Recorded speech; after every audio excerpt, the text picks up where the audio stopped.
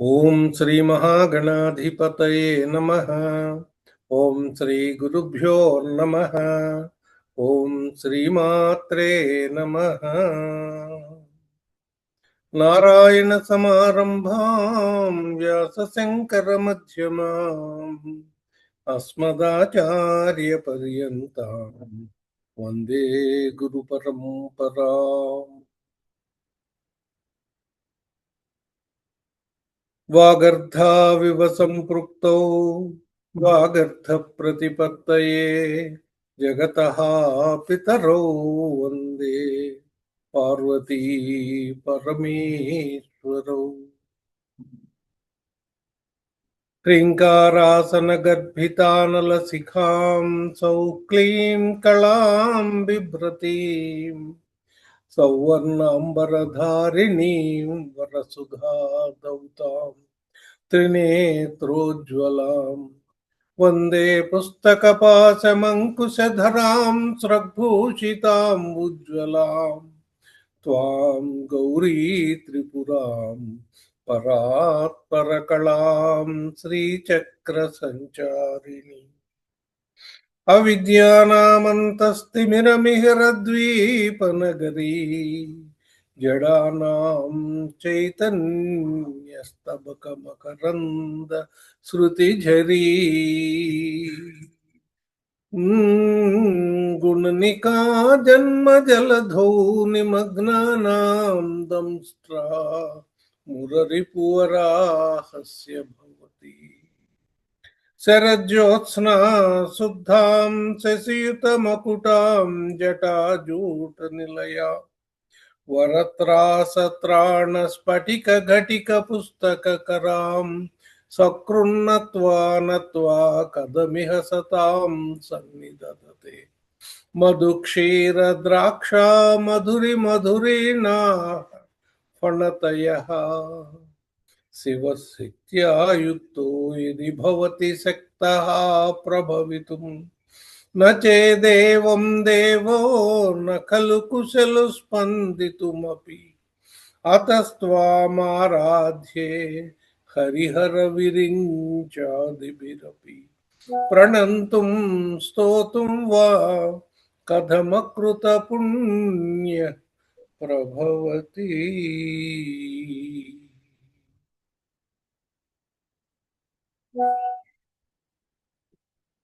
శ్యామల నవరత్నమాలికా స్తోత్ర స్వాధ్యాయానికి విచ్చేసిన ఆత్మీయ బంధువులందరికీ స్వాగతం. ముందుగా ఇంతవరకు మనం చెప్పుకున్నటువంటి శ్లోకాలు ఒకసారి చెప్పుకుని తర్వాత ఈరోజు తరగతిలోకి ప్రవేశిద్దాం. ఓంకార పంజర సుఖీ ఉపనిషదుద్యాన కేళికలకంఠీ ఆగమ విపిన మయూరీ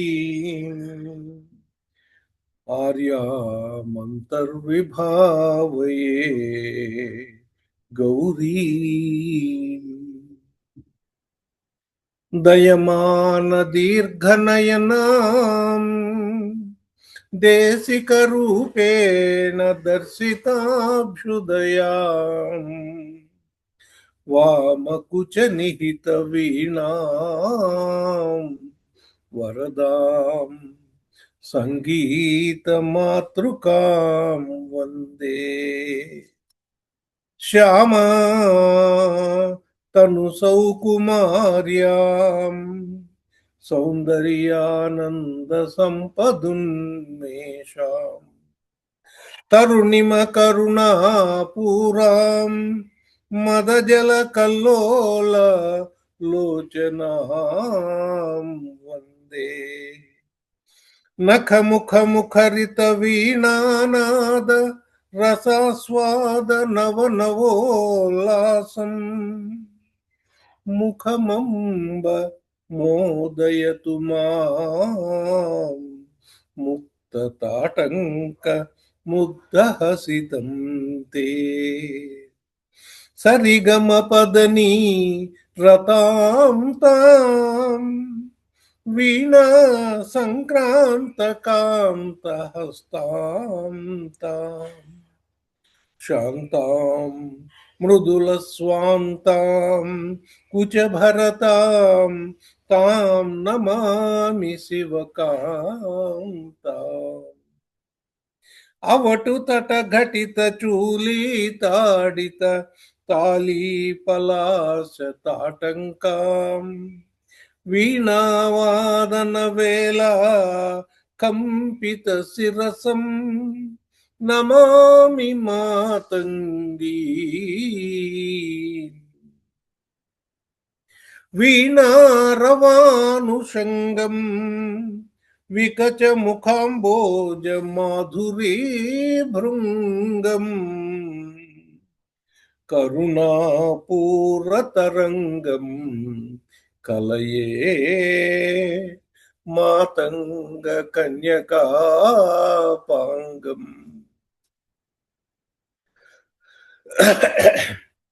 మణిభంగమేచకాంగీం మాతంగీం నౌమి సిద్ధమతంగీం యౌవనవన సారంగీం సంగీతాంభోరుహానుభవ భృంగీం.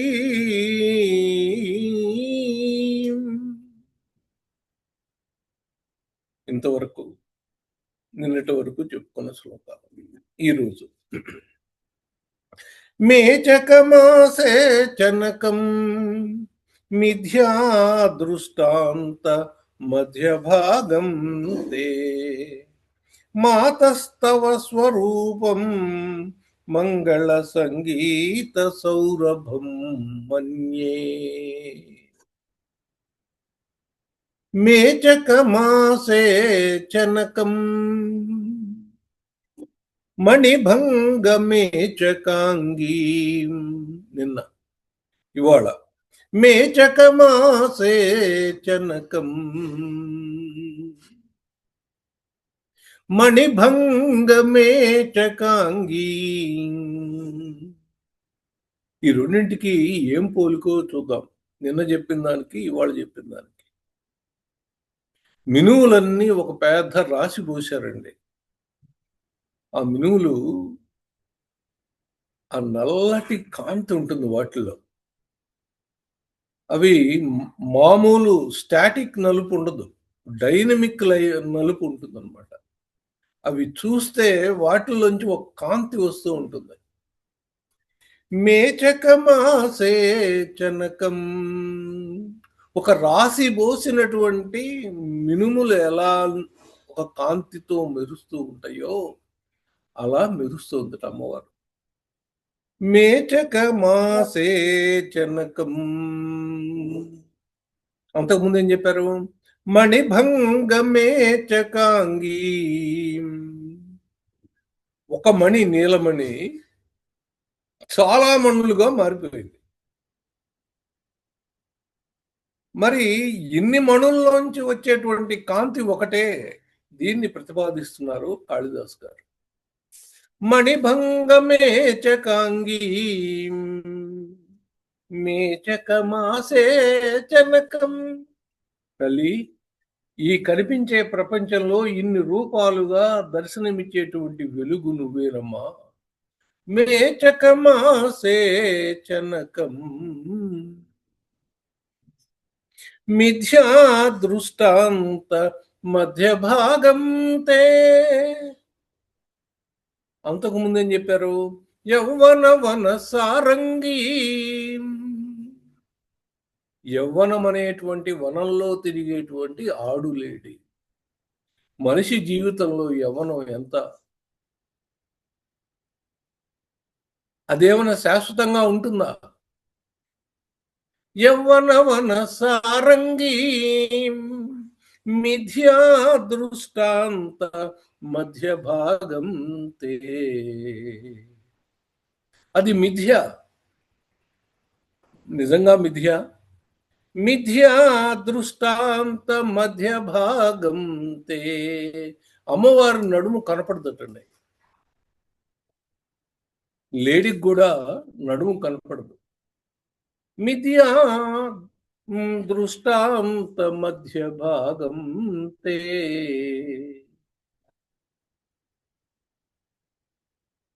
ఇది మధ్య భాగంలో కనబడకుండా ఉంటుంది.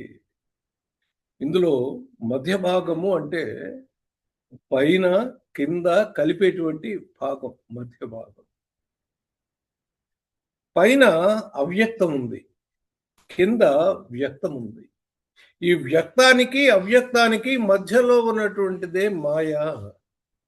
తల్లి, ఈ ప్రపంచం అంతా మాయే. ఉన్నది లేనట్లుగా కనపడుతుంది. ఈ కనిపించింది మళ్ళీ కనపడదు కదా. యవ్వనం ఎలా అయితే వచ్చిందో వచ్చి మళ్ళీ వెళ్ళిపోతుంది. అరే, అప్పుడు అంత బాగున్నాం కదా, ఇప్పుడేంటి ఇలా ఉన్నాం అంటే మిథ్యా దృష్టాంత మధ్య భాగం తే. అదెంత సహజంగా జరుగుతుందో ఇది కూడా అంతే సహజంగా జరుగుతుంది. ఈ సృష్టి అంతా కూడా మాకు నేర్చుకోవడానికి నువ్వు ఇచ్చావు తల్లి. ఇది నిజమని, శాశ్వతం అని మేము భ్రమపడకూడదు. ఇక్కడ మేము నేర్చుకోవాల్సింది మేము నేర్చుకోవాలి. నేర్చుకుని ఆత్మోద్ధరణ జరగాలి, ఆత్మ ఉద్ధరించబడాలి.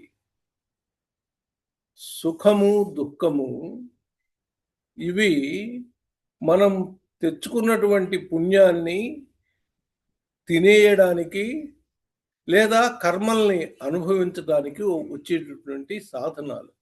అమ్మవారు దయతో మనకి జన్మించింది ఎందుకంటే, అబ్బాయి నువ్వు పూర్వజన్మలో చేసుకున్న పుణ్యం ఉంటే అది సుఖం రూపంలో అనుభవించరా. నీ కర్మ సంచితమైనటువంటి కర్మ ఉంది, ఆ కర్మ నువ్వు అనుభవిస్తే గాని పోదు. కాబట్టి దుఃఖం రూపంలో దాన్ని అనుభవించేయి. దానికి నీకు ఈ శరీరం కావాలి కాబట్టి నీకు శరీరం ఇచ్చాం అని మనకు అమ్మవారు శరీరాలు కల్పించి దయతో మన్ని ఈ సృష్టిలో నడిపిస్తూ ఉంది. ఇది అమ్మవారికి మన పట్ల ఉన్నటువంటి దయ. దయమాన దీర్ఘనయనా. అమ్మవారికి అది దయ. మనందరినీ ఉద్ధరించాలి అనేటువంటి దయతో అమ్మవారు మనందరికీ ఈ జీవితాల్ని, ఈ రూపాల్ని, వీటన్నిటినీ ఇచ్చింది. కానీ మనం ఏమనుకోవాలి, మిథ్యా దృష్టాంత మధ్య భాగం తే. ఇది నిజమా అబద్ధమా అని క్వశ్చన్ వేసుకుంటే ఇది నిజము అబద్ధము రెండు కూడా. ఇది నిజం, ఇది నిజము అబద్ధము అనేది నిజం. సత్యంచ నానృతంచ, అది సత్యం. ఇది ఉంది, ఇది లేదు, రెండు నిజమే. దీన్ని మనం తెలుసుకోవాలి. యవ్వనవన సారంగీ మిథ్యా దృష్టాంత మధ్య భాగం తే. మాతః తవ స్వరూపం. ఇది నీ యొక్క స్వరూపం. ఏమిటి నీ స్వరూపం? అమ్మవారి స్వరూపం ఏం చెప్పారు? మొట్టమొదటి శ్లోకంకి వెళ్ళండి. ఏం చెప్పారు ఆయన? ఓంకార పంజర సుఖీ. ఓంకారంలో ఉన్నటువంటి, దాగి ఉన్నటువంటి ఆత్మ నువ్వు. ఈ సృష్టి మొత్తానికి ఆత్మవి నువ్వు. నీ స్వరూపాన్ని మేము తెలుసుకోవాలంటే మాతః తవ స్వరూపం మంగళ సంగీత సౌరభం మన్యే. నీ శరీరం మంగళ సంగీత సౌరభం మన్యే. ఎంతో మంగళమైనటువంటి సంగీత సౌరభమమ్మా. కాళిదాసు వారు ఎంత చక్కగా అమ్మవారిని నిర్వచించారు చూడండి. మంగళ సంగీత సౌరభం మన్యే. మంగళ సంగీత సౌరభం. ఆ సంగీతం వల్ల ఏమవుతుంది? రెండవ శ్లోకంలో చెప్పారు, మూడులో నఖముఖముఖరిత వీణానాద రసాస్వాద నవనవోల్లాసం. ముఖమంబమోదయతు మాం ముక్తతాటంక ముక్తహసితం తే. మొదటి శ్లోకంలోనే ఆయన సంగీతం, రెండవ శ్లోకమే, సంగీత మాతృకాం వందే, అమ్మవారు సంగీత మాతృక అన్నారు. అంటే సంగీతం ద్వారా అమ్మవారిని మనం చేరగలుగుతాం. ఎలా చేరగలుగుతామో ఒక ప్రాసెస్ కూడా ఇచ్చారు. ఏమిటి ఆ ప్రాసెస్?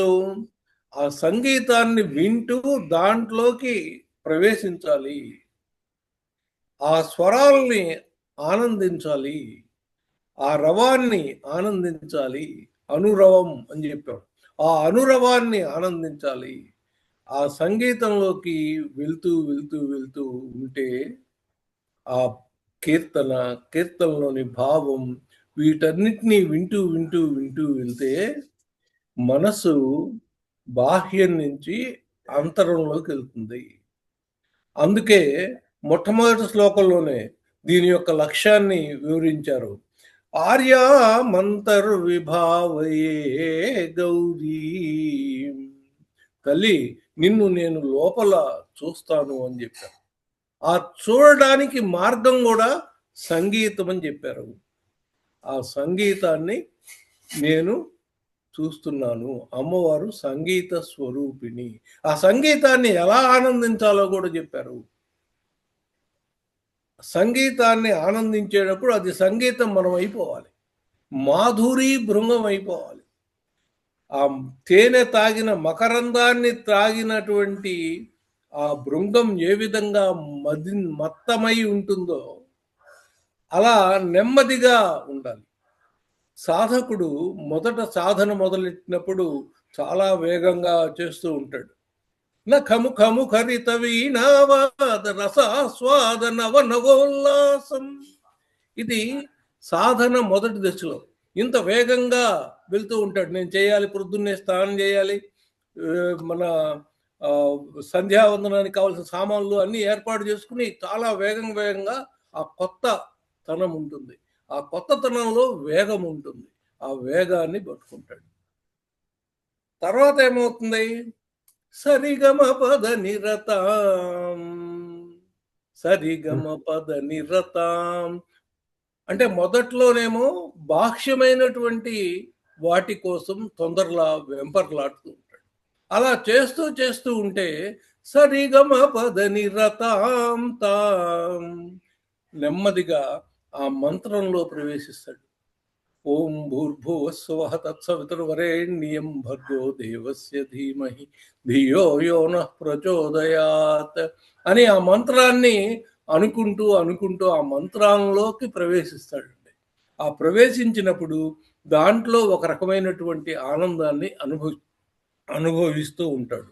అలా అనుభవిస్తూ శాంతాం మృదుల స్వాంతాం, అలా చేస్తూ చేస్తూ చేస్తూ ఉండగా శాంతం సిద్ధిస్తుంది, నెమ్మదితనం వస్తుంది.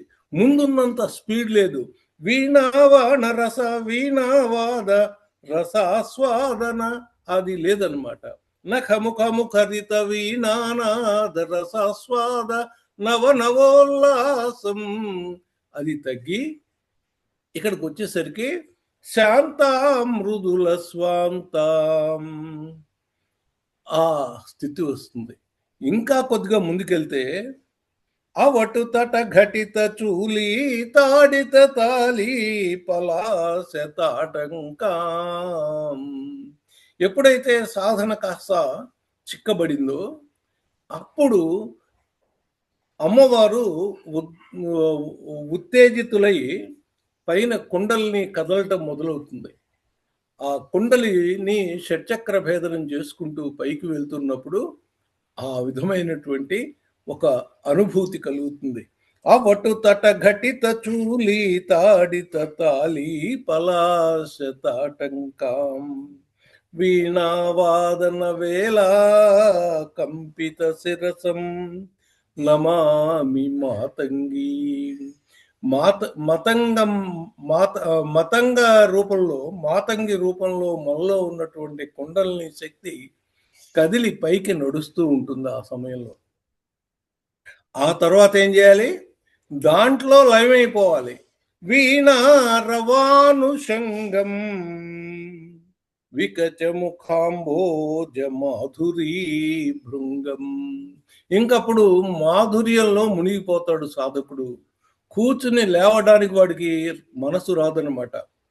వికచముఖాంబోజ మాధురీ భృంగం కరుణాపూర తరంగం కలయే. అమ్మవారిని ధ్యానిస్తూ ధ్యానానందాన్ని పొందాలి. ఆ ధ్యానానందం పొందేటువంటి స్థితి ఈ నెమ్మది నెమ్మదిగా మనకి సాధకుడికి వస్తుంది.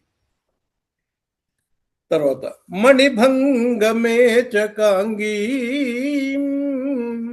మాతంగీ నౌమి సిద్ధమతంగీ.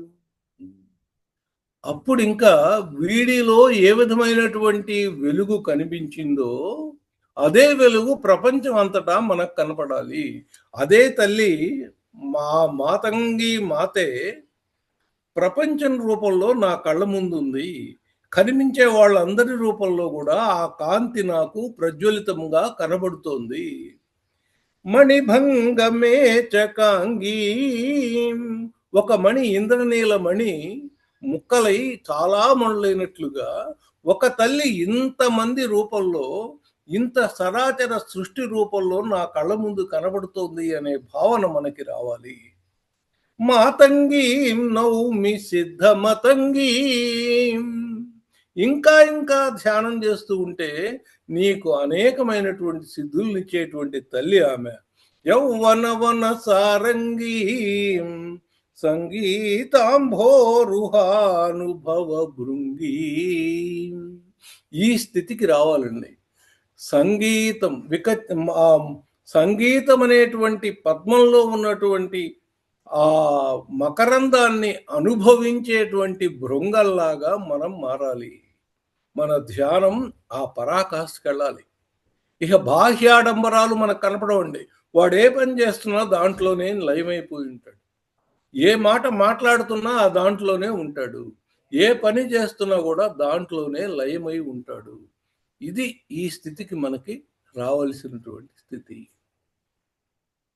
మేచకమాసేచనకం మిథ్యా దృష్టాంత మధ్య భాగం తే మాతస్తవ స్వరూపం. ఇది అమ్మవారి యొక్క స్వస్వరూపం. అమ్మవారి యొక్క స్వస్వరూపమేనా? మన స్వరూపం కూడా అదే. మనమంతా కూడా ఎవరు? మణిభంగమే చకాంగి. మనమంతా కూడా అమ్మవారు ముక్కలైతే మనం కూడా అందులో ఉన్నాం అనమాట. అమ్మవారి నుంచి వచ్చిన వాళ్ళమే కదా మనందరం కూడా. మనం కూడా అదే. నీ రూపమే నా రూపం అని మనకు తెలియాలి. మాతస్తవ స్వరూపం మంగళ సంగీత సౌరభం మన్యే. మంగళ సంగీతం నువ్వు, దాని సౌరభం, దాని ఆనందం ఏదైతే మేము అనుభవిస్తున్నామో అది నువ్వమ్మా. మంగళ సంగీత సౌరభం మన్యే. ఒక పువ్వు వికసించింది ఎవరి కోసం? చుట్టూ ఉండేటువంటి ప్రపంచం కోసం కదా. ఆ వాసన, ఆ సౌందర్యం అంతా ఎవరికి అంకితం? చుట్టూ ఉండేటువంటి ప్రపంచానికే. ఇది ప్రపంచానిదే. మంగళ సంగీత సౌరభం మన్యే మేచకమాసేచనకం మిథ్యా దృష్టాంత మధ్య భాగం తే మాతస్తవ స్వరూపం మంగళ సంగీత సౌరభం మన్యే. ఇది మంగళ సంగీత సౌరభమా. నీ రూపం మంగళ సంగీత సౌరభం. అందమైనటువంటి ఆ సంగీత పుష్పంలో వచ్చినటువంటి సౌరభం, ఆ ఆనందం అందరికీ చెందింది, అందరినీ ఆనందపరిచేది. ఎవరైతే దీంట్లో మునుగుతారో, దీన్ని అభ్యాసం చేస్తారో వాళ్ళు నీలో లీలమైపోతారు. ఎంతమందినైనా నీలో లీనం చేసుకోగలిగిన తల్లి. అందుకే ఆమె మిథ్యా దృష్టాంత మధ్య భాగం తే. సన్నని నడుము ఉన్నవాళ్ళు పిల్లల్ని కనడంలో ఏమాత్రం ఇబ్బంది ఉండదటండి. మరి అమ్మవారు ఇన్ని జగాలన్నిటిని 14 లోకాలని ప్రసవించింది ఆ తల్లి. ఇంకా ప్రసవిస్తూనే ఉంది. వాళ్ళందరికీ పోషిస్తూనే ఉంది. వాళ్ళందరినీ మళ్ళీ తనలో లయం చేసుకుంటూనే ఉంది. ఇదంతా ఇంత కార్యక్రమం చేయడానికి కారణం కావలసినటువంటి స్థిరత్వం ఆ సంగీత ద్వారా నువ్వు పొందుతున్నావమ్మా అని చెబుతూ ఆ సంగీత సౌరభమే తల్లి నువ్వు అని చెప్తున్నారు.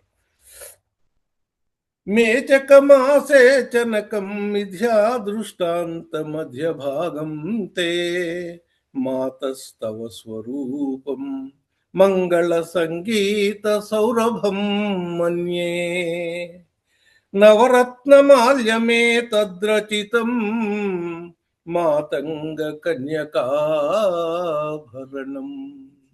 ఇది ఆ తల్లికి ఆభరణంగా ఈ 9 శ్లోకాల మాలని కాళిదాసు వారు చేశారు. నవరత్నమాల్యమే తద్రచితం మాతంగ కన్యకాభరణం.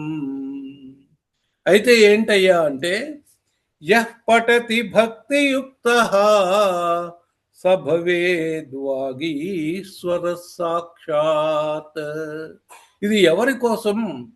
ఇది మన కోసమే. ఎవరైతే భక్తితో దీన్ని చదువుతాడో ఆయన వాగీశ్వరుడవుతాడు. ఆయన వాక్కులకు అధిపతి అవుతాడు. ఆయన వాక్కుల్లో అమ్మవారు వచ్చి నిలబడతారు అని చెప్తున్నారు. యః పఠతి భక్తియుక్తః స భవేద్వాగీశ్వర సాక్షాత్ ఇతి కాళిదాసకృత శ్రీశ్యామలా నవరత్న మాలికా స్తోత్రం. ఈ నవరత్న మాలికని కాళిదాసు గారు మన యందు దయతో ఆ కాళిదాసు మహాకవి మనకి సమర్పించారు. అమ్మవారి మెళ్ళలో వేశారు. కానీ అది మనం చదువుకుని మనం కూడా ఆత్మోద్ధరణ చెందాలనే ఉద్దేశంతో వేశారు. అంటే మనం ఎందుకు వచ్చాం, ఈ ప్రపంచంలోకి ఎందుకు వచ్చాం, ఏమి చెయ్యాలి అనేటువంటి విషయాన్ని మనకి ఒక చక్కటి 9 శ్లోకాల్లో ఒక ప్రాసెస్ని, ఒక మార్గాన్ని, ఒక పద్ధతిని మనకి ఆయన ఇందులో ప్రదర్శించారు. అమ్మవారు సాక్షాత్తు సృష్టిలో ప్రకటించబడినటువంటి వేదాల్లో చెప్పబడినటువంటి సృష్టి యొక్క ఆత్మయ. సృష్టి యొక్క ఆత్మ అంటే మన ఆత్మ కూడా అమ్మవారే. తర్వాత శ్లోకంలో ఆమె చాలా సుందరంగా ఉంది. రూపం లేని తల్లి ఒక రూపం తీసుకుని మన దగ్గరికి వచ్చింది. దయతో వచ్చింది. ఎంత దయ అంటే ఆమె దయ వల్లే మనకి శరీరాలు వచ్చాయి. ఆమె దయ వల్లే ఈ శరీరాలన్నీ పోషించబడుతున్నాయి. ఆమె దయ వల్లే మళ్ళీ ఈ శరీరాలని ఆమెలో లయమవుతున్నాయి. అందుకని ఆమె దయమాన దీర్ఘ నయనం అని చెప్పారు. తర్వాత ఈమె సంగీత మాతృక అని చెప్పారు. అమ్మవారిని మనం చేరాలంటే సంగీతంతో చేరొచ్చయ్యా. సంగీత మాతృకాం వందే. ఆ తర్వాత ఆమె మన యందు చాలా దయతో మన్ని చూస్తోంది. అందువల్లే మనం స్థితులమై ఉన్నాము.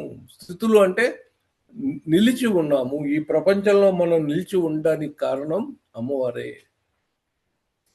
ఆ తర్వాత ఈ ఏ విధంగా అమ్మవారిని దర్శించాలో చెప్పారు.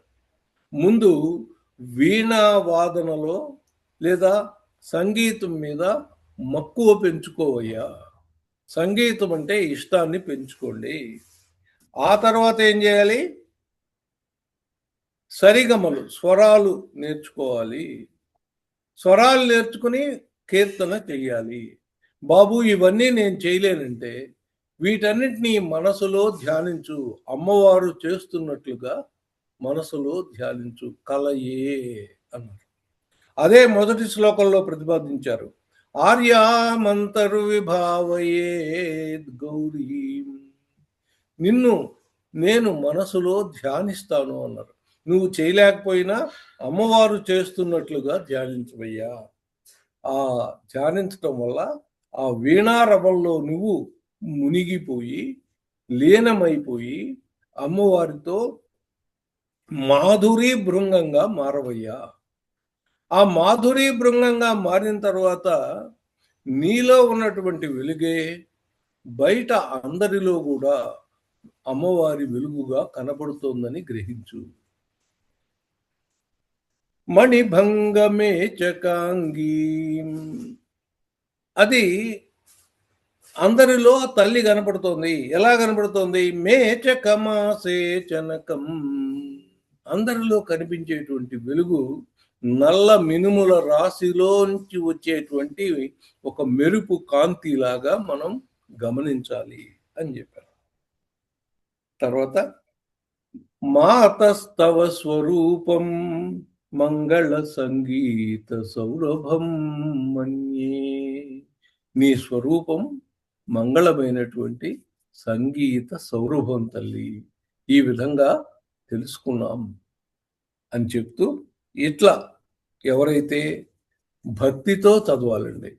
ఏదో చదవడం అంటే చదివేశాం, విష్ణు సహస్రనామం బడబడ బడబడ బడబడబడ, లలితా సహస్రనామం పటపట ఈ చదివేస్తే చదవటం కాదు. భక్తితో ప్రతి పదాన్ని మనం అర్థం చేసుకుంటూ చదవాలి. చదివి అప్పచెవడం అదే గనక ఆత్మోద్ధరణకి మార్గం అయితే, మనకంటే ముందు ఆ టేప్ రికార్డు, ఆ సీడీ రికార్డుకు మోక్షం రావాలి. ఎందుకంటే అవి బాగా జరుగుతాయి. ఏమి స్వరం తప్పు లేకుండా బ్రహ్మాండంగా జరుగుతాయి. స్వరం కంటే నీ అనుభవం అనుభూతి చాలా ముఖ్యం. అనుభూతి చెందుతూ చదవాలండి. ఏది చదివినా ఆ పదాల లోపలికి వెళ్ళాలి. ఆ లైన్స్ మధ్యలోకి, in between the lines you have to enter into the heart soul of the poet. ఆ పోయిట్ రాసిన ఆయన యొక్క ఆత్మని, మన ఆత్మతో ఆయన ఆత్మని మనం అనుభూతి చెందాలి. అప్పుడు ఆ చదివిన దాని సార్థక్యం ఉంటుంది. లేకుంటే చదువుతాం అంటే చదివే వాళ్ళని తప్పు పట్టం కాదు, చదవాలి. అది కూడా ఒక అభ్యాసం. అది కూడా చేయని వాళ్ళకంటే అది చేసేవాళ్ళు మంచివాళ్లే కదా. అందులో ఒక ప్రయత్నం ఉంది కదా, చెయ్యాలి అనే ప్రయత్నం ఉంది. క్రమక్రమంగా ముందు రోజుల్లో వాళ్ళకే ఇది తెలిసి వస్తుంది. కాబట్టి ఇలా చక్కగా కాళిదాస కృత శ్యామల నవరత్న మాలిక స్తోత్రాన్ని మనం ఈ 9 రోజుల్లో సుసంపన్నం చేసుకున్నాం. మనకి ఈ సౌభాగ్యాన్ని ఇచ్చినటువంటి అమ్మవారికి, కాళిదాస మహాకవికి ఇన్ని రోజులు, ఈ 9 రోజులు తరగతులకు వచ్చి ఈ స్వాధ్యాయంలో పాల్గొన్న మీ అందరికీ అమ్మవారి స్వరూపంగా నేను భావిస్తూ నమస్కరిస్తూ, స్వస్తి ప్రజాభ్య పరిపాలయంతాం న్యాయేన మార్గేణ మహిమహీషాః గోబ్రాహ్మణేభ్య సోమస్తు నిత్యం లోకా సమస్తా సుఖినో భవంతు. లోకా సమస్తా సుఖినో భవంతు. లోకా సమస్తా సుఖినో భవంతు. ఓం శాంతి శాంతి శాంతి.